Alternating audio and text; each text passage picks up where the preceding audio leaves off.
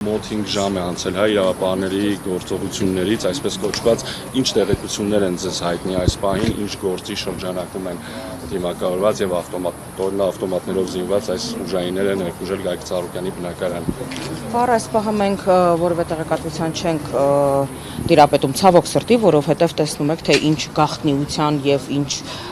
այսպես մարտաֆիլմ հիշեցնող մոտիվներով է անցկացվում այս ամեն ինչը, խուզարկությունը, որը Գագիկ Ծառուկյանի բնակարանում մեկնարկել է վաղ առավոտյան 7:16, ինչպես առիթ ունեցել եմ արդեն ասելու, այս պահին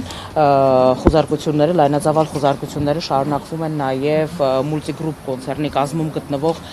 տասնյակ հիմնարկ ձեռնարկություններում, ինչպես նաև այդ ձեռնարկությունների տնօրենների բնակարաններում են խուզարկություններ իրականացվում։ Այս պահին վստահաբար կարելի է ասել, որ պարալիզացված է մուլտիգրուպ կոնցեռնի կազմում գտնվող ընկերությունների աշխատանքը, հազարավոր աշխատակիցներ մնացել են դրսում եւ եթե նպատակը տնտեսական այս ռեպրեսիաների նպատակը այն է, որ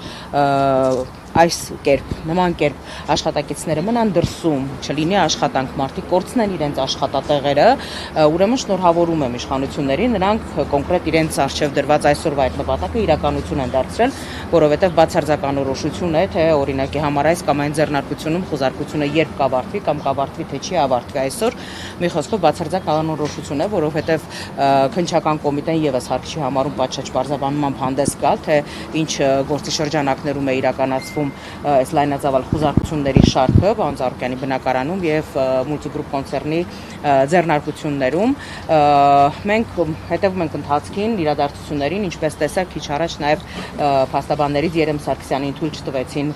բարձրանալ պարոն Ծառուկյանի առանձնատուն, որտեղ խուզարկությունը արդեն 4-րդ ժամն է շարունակվում է։ Ես ուզում եմ հասկանալ, թե պարզապես քննչական կոմիտեն կամ նրանց նման կերպ խուզարկություններ իրականացնելու այս սցենարով, այս մոտիվներով, չգիտեմ, այսպես կարելի է կարծել, որ հակահաբեկչական ինչ-որ գործողություն է կատարվում այն սպառազինությամբ եւ այն դիմակավորված տեսքով, որ նրանք ներկայացել էին այսօր առավոտյան, ուզում հասկանամ ինչից են վախենում։ Պարզապես ուզում եմ գտնել այս հարցի պատասխանը, որովհետեւ անգամ փաստաբանին թույլ չեն տալիս ներկա գտնվել, երրորդ փաստաբանին թույլ չեն տալիս ներկա գտնվել խուզարկությանը։ Ցավում եմ իրականում, որ խոճապահար այս վիճակում է գտնվում այս հրահանգը քննչական կոմիտեին կոնկրետ իջեցված անձնավորությունը կամ անձինք, ամեն դեպքում հենց որ ունենանք տեղեկատվություն, որովհետև նաև խուզարկության ընթացքին հետևող մեր փաստաբանները հիմա հասանելիություն չունեն եւ չեն կարող պատշաճ տեղեկատվություն մեզ տրամադրել, բայց քանի որ մենք այլևս որևէ բանից չենք զարմանում, իշխանության որևէ քայլ մեր համար այլևս նորություն չէ, ունենք տեղեկատվություն, որ այսպես տարբեր հոդվածներով կարված հերթական այսպես արտադրանքն է, հա, հերթական գործն է, իրավական մանրամասներին մեր փաստաբանները ավելի ուշ կանդրադառնան։ Ըստ էության այդքան ձեռնարկությունների աշխատանքիցների աշխատանքը կաթվածահար է։ Մոտավոր կարող եք ասել, օրինակ քանի աշխատող այս բանին չի կարողանում աշխատել։ Վստահաբար կարող եմ ասել, որ հազարավոր աշխատակիցների մասին է խոսքը, որովհետև Արարատ ցեմենտ, Երևանի Արարատ կոնյակի գինուողու կոմբինատ, Օլիմպավան, Multi Wellness համալիր, բազմաթիվ հյուրանոցներ, Ծաղկաձորի մուլտի ռեստորանոցը, մուլտի գրանդ հյուրանոցը, բոլոր այդ հիմնարկների գործունեությունը այս պահին պարալիզացված է, Multistone ընկերությունը, ու այստեղ բացի նրանից, որ այդ ընկերությունների աշխատանքն է պարալիզացված, այստեղ նաև խայտարակ նախադեպի հետ գործ ունենք, որովհետև օրինակ Օլիմպավանից, սենյակներից դուրս են հրավիրել կամ ավելի շուտ դուրս են բերել միջազգային տարբեր մրցելույթների նպատակով ուսումնամարզական հավաքներ Հայաստանում անցկացնող մի շարք տարբեր մարզաձևերի մարզիկների։ Սա հասկանալի է, չէ՞ որ սա միջազգային սկանդալ է։ Հասկանալի է, չէ՞ որ միջազգային օլիմպիական կոմիտեն, համապատասխան մարզական ֆեդերացիաները բնական է, որ ուշադրություն են հրավիրելու այս հանգամանքի վրա։ Այսինքն մարզիկներ են, ովքեր գտնվում են Հայաստանում ուսումնամարզական հավաք անցկացնելու համար։ Ես իհարկե հասկանում եմ, որ այսպես այդ խուզարկությունները իրականացնող մարմինները երբեմն եւ շատ հաճախ մղոններով հեռու են լինում տրամաբանությունից կամ այսպես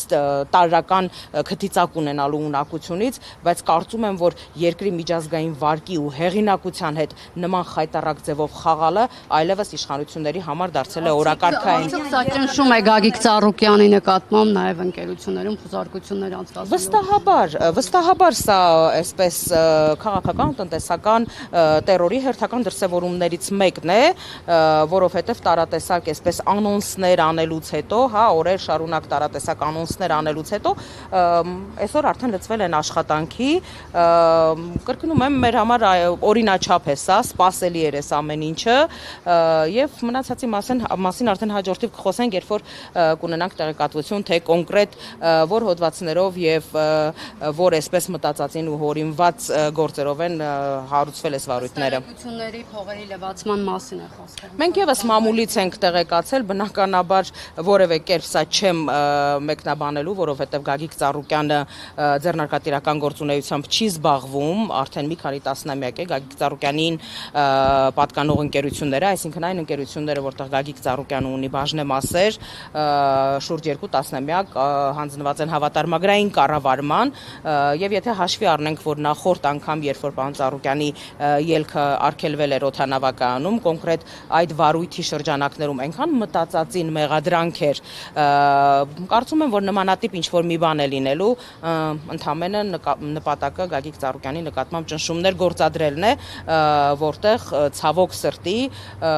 այս դեպքում նաև հազարավոր մուլտիգրուպ կոնցեռնի աշխատակիցներն են դուժելու։ Տիկին Տոնոյան քիչ առաջ մի քաղաքացու ԱԾ հատուկ ջոկատայինները ներս տարան, նա ով էր։ Անկեղծորեն անձնապես չեմ ճանաչում, տեղեկատվության չեմ տիրապետում, ենթադրում եմ, որ տարածքի միգուցե աշխատակիցներից ինչ-որ մեկն է եղել։ Տոնոյան, ձեր համար սպասելի չէր այս ամբողջ գործընթացը, հատկապես այն դեպքում, երբ ընտրության արդյունքները դեռևս հայտնի չէին, բայց իրավապահները քրեական գործ հարուցեցին ու այդպես հաշվի չառնելով, որ ունի անձեռնամխելիություն Գագիկ Ծառուկյանը, պատրաստ է եկել։ Տեսեք, մեկ անգամ օրենքը ոտնահարվեց, այո, կոպտագույն կերպով, երբ Գագիկ Ծառուկյանը տիկնոջ հետ մասնավոր այցով պետք է մի քանի օրով մեկներ եւ նրա ելքի իրավունքը փաստորեն սահմանափակված էր, կրկնում եմ, այնպիսի մի գործի շրջանակներում, որը որևէ աղերս չուներ պարոն Ծառուկյանի հետ, այն իմաստով, որ հարկերից խուսափելու հետ կապված ինչ-որ այսպես մտածածին հորինված քրեական գործեր, որտեղ Գագիկ Ծառուկյանը կրկնում եմ, որ ունի սեփականատիրոջ, այսինքն բաժնեմասերի սեփականատիրոջ կարգավիճակ եւ որևէ դեպքում ինքը հավատարմագրային կառավարման հանձնված ընկերության այսպես թերությունների հետ որևէ առնչություն, անմիջական առնչություն չէր կարող ունենալ։ Իսկ ինչ վերաբերվում է կոնկրետ այս գործընթացին, որը այսօր մեկնարկել, մեր համար իհարկե սպասելի էր, որովհետև քանզի ԿՀ-ին արդեն իսկ դիմել էին պարոն Ծառուկյանին անձեռնմխելիությունից զրկելու հարցի հետ կապված, մեզ համար սպասելի էր, որ Սահմանադրական դատարանի որոշումից անմիջապես հետո այս գործընթացը մեկնարկելու է եւ կենտրոնական ընտրական հանձնաժողովն էլ չէր քննել այդ հարցը անձեռնմխելիություն զրկելու, թերևս վստահ կանխած գալով կամ հստակ իմանալով, որ միևնույն է մերժվելու է Սահմանադրական դատարանի կողմից Բարգավաճ Հայաստան կուսակցության հայցը, այսինքն մանդատների վերաբաշխում չի իրականացվելու եւ Գագիկ Ծառուկյանը ավտոմատ կերպով այլևս հուլիսի 4-ից հետո չունենալու անձեռնմխելի կարգավիճակ որպես պատգամավորության թեկնածու, այդ իսկ պատճառով նրանք վաղ առավոտյան 7:16 սկսել են իրենց հարձակում խոզարկությունը։ Տիկին Տոնոյան, ամբողջ նախընտրական քարոզարշավի ընթացքում Նիկոլ Փաշինյանը անդրադառնում էր Գագիկ Ծառուկյանին, ասում էր պետք է առանձնատունը վերցնենք տանք ծերերին, պետք է բանտում հայտնվի, նրա տղային էր անդրադառնում։ Ի սկզբանե սա հրահանգ էր իրավապահներին, որպեսզի նրանք նախապատրաստվեն նման գործընթացներին։ Տեսեք, Նիկոլ Փաշինյանը այլևս դարձել է անոնսների շատ մեծ մասնագետ։ Եթե մենք նախադեպերը նայենք, ամբողջ նախընտրական քարոզարշավի ժամանակահատվածի հետ կապված, տարբեր գործիչների հետ կապված Նիկոլ Փաշինյանը անոնս է անում եւ հետո օրեր անց քրեական գործը կարվում է համապատասխան դրվագներով։ Սա առաջին նախադեպը չէ, այո, Գագիկ Ծառուկյանի, այսպես Գագիկ Ծառուկյանին ունե զրկելու, տարբեր տեսակի ռեպրեսիաների ենթարկելու վերաբերյալ սպառնալիքները ամբողջ քարոզարշավի ընթացքում շարունակական են եղել եւ բնականաբար այս գործողությունները, այդ սպառնալիքները ցանկացած գնով կյանքի կոչվելուն են միտված։ Համեցեք դրոն շոուների զորահանդեսի վերաբերյալ կուսակցության հայտարարությունից հետո շարունակել եք հետապնդել այդ հանրահավաքների իրավապահմանների եւ այլն։ Դրա հետ կապված հայտարարություն արել են այլ քաղաքական ուժեր։ Մենք նախորդին հայտարարություն ենք արել ՍԴ-ի որոշումից հետո ուժեղ Հայաստան կուսակցությունների դաշինքի, ԲՎՌ-ի, ինչպես նաև Հայ ազգային կոնգրեսի հետ համատեղ հայտարարություն արդեն իսկ արել ենք հետընտրական գործընթացներում համագործակցության պլատֆորմ ձևավորելու հետ կապված։ Իդեպ նաև ուզում եմ շնորհակալություն հայտնեմ մեր բոլոր այն գործընկերներին, տարբեր քաղաքական ուժերի, ովքեր վաղ առավոտից զանգահարում են, իրենց աջակցության խոսքերն են հղում։ Շնորհակալություն եմ հայտնում բոլոր քաղաքական ուժերի ներկայացուցիչներին, ինչպես նաև մեր հայրենակիցներին, նաև միջազգային կառույցների ներկայացուցիչներին, ովքեր մտահոգված են ստեղծված իրավիճակով։ Իսկ ինչ վերաբերում է մնացածին, իրականում կոնկրետ մենք ունենք այս պահին խնդիր, որի լուծման ուղղությամբ շարժվում ենք, մնացած անելիքների մասին հաջորդ թիվ կհայտարարենք։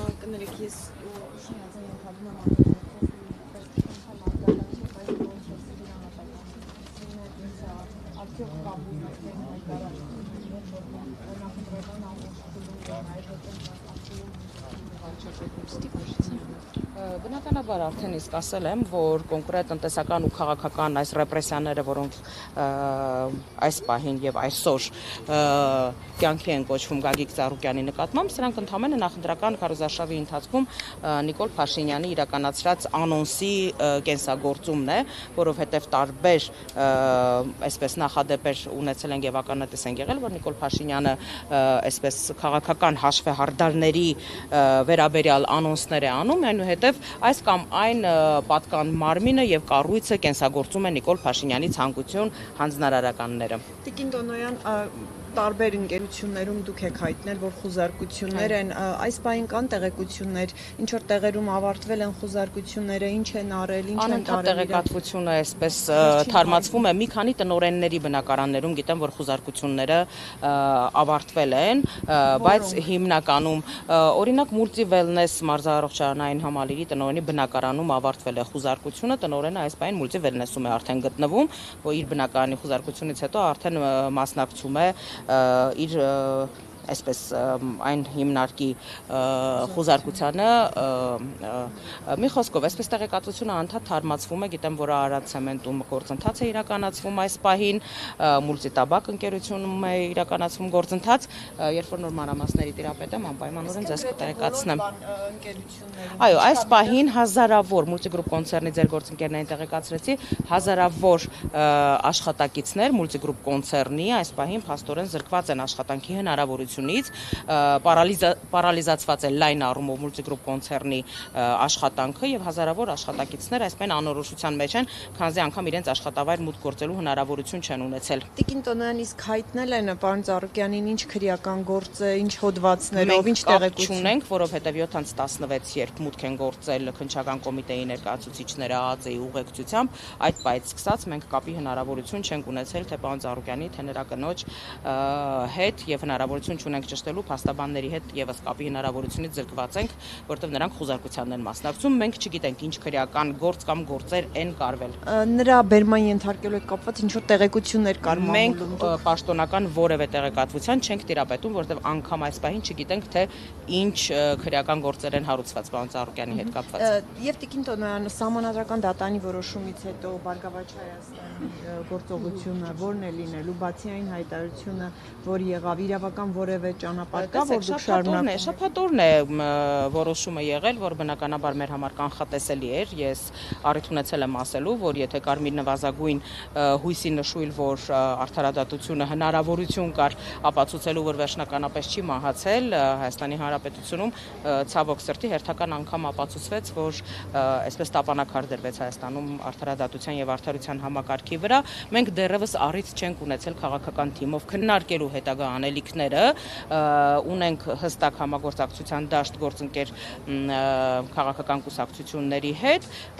երբ որ միասնական օրակարգ կլինի, մենք հավելյալ հայտարարությամբ հանդես կգանք։ Շնորհակալություն ինձ սպասում։